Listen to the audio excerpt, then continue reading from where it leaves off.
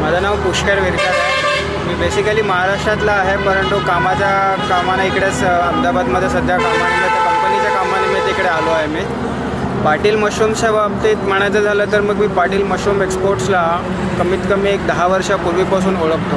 त्यावेळेला मी कॉलेजमध्ये होतो आणि बेसिकली मी सायन्सचाच विद्यार्थी आहे आणि बॉटनी माझा ग्रुपमध्ये होता. त्यामुळे 10 वर्षापूर्वी मला एक एक्सपेरिमेंट म्हणून मला आवडत होतं याची. पण नंतर मग कळालं की हे एक्सपेरिमेंट करता करता बिझनेसही होऊ शकतो. आणि दुसरी गोष्ट म्हणजे investment point of view, young जनरेशनसाठी बिझनेस पॉईंट ऑफ व्ह्यू जर बघायचं झालं आणि इन्व्हेस्टमेंट पॉईंट ऑफ व्ह्यू तर हे फार कमीत कमी खर्चामध्ये आउटपुट चांगला निघतो. आणि दुसरी गोष्ट म्हणजे याच्यामध्ये मॅनपॉवरही फारसा लागत नाही. 1-2 माणसांपासून सुरू करू शकतात आणि नंतर मग त्याला जसं आपल्या कॅपॅसिटीप्रमाणे वाढवता येईल.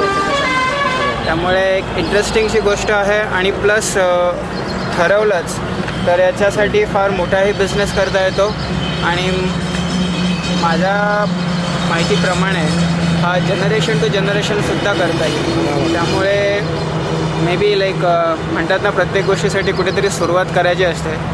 आणि माझ्या पर्सनल लेवलवरती जर विचारायचं झालं तर yes, business point of view तर चालू करायचंच आहे. परंतु एक आईवडील तर थोड्या वर्षात रिटायरही होतील, तर त्यांना ॲक्टिव्हिटी पण मिळेल.